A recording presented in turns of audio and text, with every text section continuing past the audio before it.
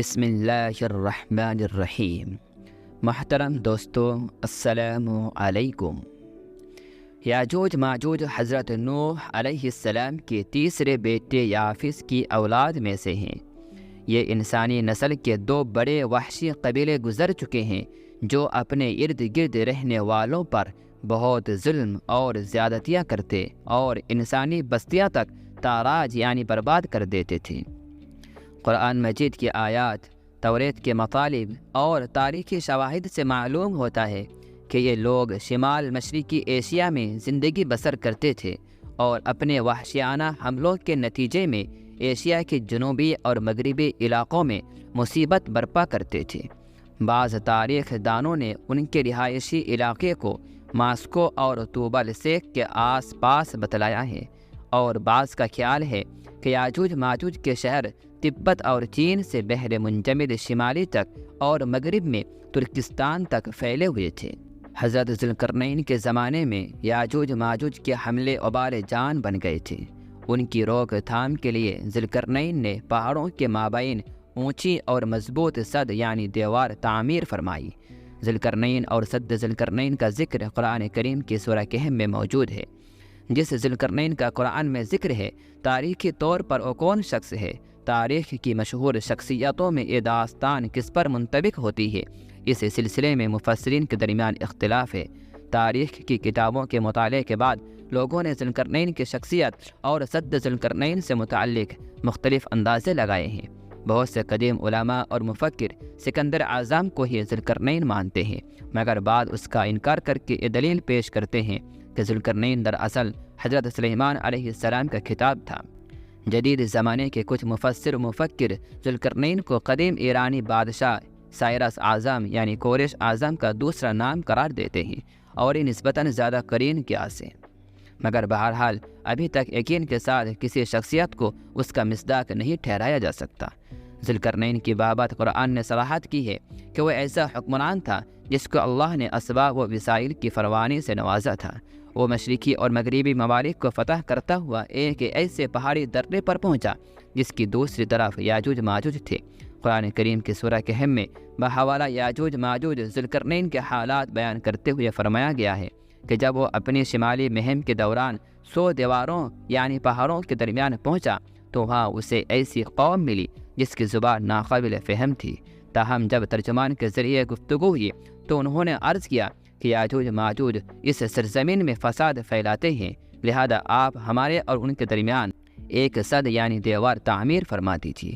چنانچہ پھر یہ تفصیل ہے کہ کس طرح ذوالقرنین نے اس قوم کو یاجوج ماجوج کی یلغار سے بچانے کے لیے دیوار بنائی، اور جو دیوار بنائی گئی وہ کوئی خیالی اور معنوی نہیں بلکہ حقیقی اور حسی ہے، جو کہ لوہے اور پگھلے ہوئے تانبے سے بنائی گئی تھی، جس سے وقتی طور پر یاجوج ماجوج کا فتنہ دب گیا۔ جب یہ دیوار تعمیر ہو گئی تو ذوالقرنین نے اللہ کا شکر ادا کیا جس نے دیوار بنانے اور لوگوں کو آئے دن کی پریشانیوں سے نجات دلانے کی توفیق بخشی، مگر ساتھ ہی لوگوں کو یہ بھی بتا دیا کہ یہ دیوار اگرچہ بہت مضبوط اور مستحکم ہے مگر یہ لازوال نہیں، جو چیز بھی بنی ہے بالآخر فنا ہونے والی ہے، اور جب میرے رب کے وعدے کا وقت قریب آئے گا تو وہ اس کو پیوند خاک کر دے گا، اور میرے رب کا وعدہ برحق ہے۔ رہی یہ بات کہ سد ذوالقرنین کہاں واقع ہے، تو اس میں بھی اختلافات ہیں، کیونکہ آج تک ایسی 5 دیواریں معلوم ہو چکی ہیں جو مختلف بادشاہوں نے مختلف علاقوں میں مختلف ادوار میں جنگجو قوموں کے حملوں سے بچاؤ کی خاطر بنوائی تھی۔ ان میں سے سب سے زیادہ مشہور دیوار چین ہے، جس کی لمبائی کا اندازہ 1200 میل سے لے کر 1500 میل تک کیا گیا ہے اور اب تک موجود ہے، لیکن واضح رہے کہ دیوار چین لوہے اور تانبے سے بنی ہوئی نہیں ہے اور نہ وہ کسی چھوٹے کوہستانی درے میں ہے، وہ ایک عام مصالحے سے بنی ہوئی دیوار ہے۔ بعض کا اصرار ہے کہ یہ وہی دیوار معرب ہے کہ جو یمن میں ہے۔ یہ ٹھیک ہے کہ دیوار معرب ایک کوہستانی درے میں بنائی گئی ہے، لیکن وہ سیلاب کو روکنے کے لیے اور پانی ذخیرہ کرنے کے مقصد سے بنائی گئی ہے۔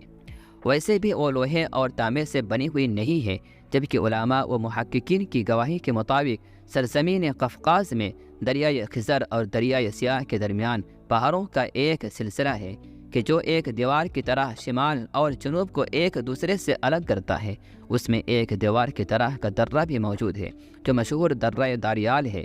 یہاں اب تک ایک قدیم تاریخی لوہے کی دیوار نظر آتی ہے۔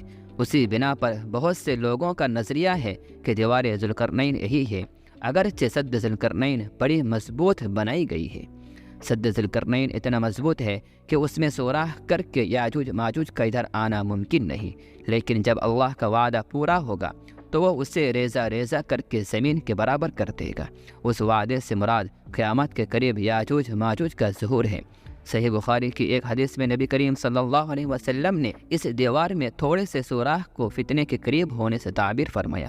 ایک اور حدیث میں آتا ہے کہ یاجوج ماجوج ہر روز اس دیوار کو کھودتے ہیں اور پھر کل کے لیے چھوڑ دیتے ہیں، لیکن جب اللہ کی مشیت ان کے خروج کی ہوگی تو پھر وہ کہیں گے کل انشاءاللہ اس کو کھودیں گے، اور پھر دوسرے دن وہ اس سے نکلنے میں کامیاب ہو جائیں گے اور زمین میں فساد پھیلائیں گے، یعنی انسانوں کو بھی کھانے سے گریز نہیں کریں گے۔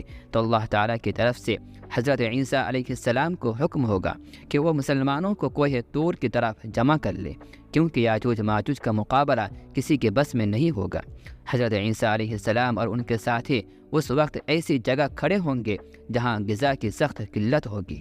پھر لوگوں کی درخواست پر حضرت عیسیٰ علیہ السلام یاجوج ماجوج کے لیے بددعا فرمائیں گے، پس اللہ تعالیٰ ان کی گردنوں اور کانوں میں کیڑا پیدا کر دے گا جو بعد میں پھوڑا بن جائے گا، جس کے پھٹنے سے یہ ہلاک ہونا شروع ہو جائیں گے، سب کے سب مر جائیں گے۔ ان کی لاشوں سے ایک بالش زمین بھی خالی نہ ہوگی اور ہر طرف ان کی لاشوں کی گندی بو پھیل جائے گی۔ پھر عیسیٰ ابن مریم علیہ السلام دعا کریں گے تو اللہ جل وشانہ اونٹ کی گردن برابر پرندے بھیجیں گے جو ان کی لاشوں کو اٹھا کر نہ جانے کہاں پھینک دیں گے۔ پھر ایک بارش ہوگی جس سے کل زمین صاف شفاف ہو جائے گی اور ہر طرف ہریالی و خوشحالی ہوگی۔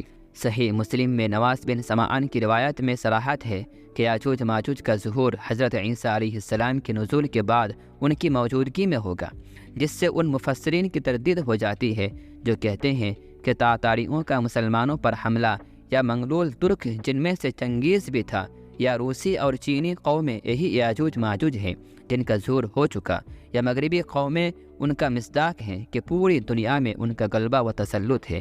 یہ سب باتیں غلط ہیں، کیونکہ یاجوج و ماجوج کے غلبے سے سیاسی غلبہ مراد نہیں ہے، بلکہ قتل و غارت گری اور شر و فساد کا وہ عارضی غلبہ ہے جس کا مقابلہ کرنے کی طاقت مسلمانوں میں نہیں ہوگی۔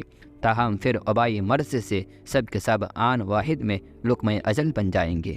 اللہ سبحانہ و تعالی ہم سب کو یاجوج ماجوج کے فتنے سے محفوظ فرمائے۔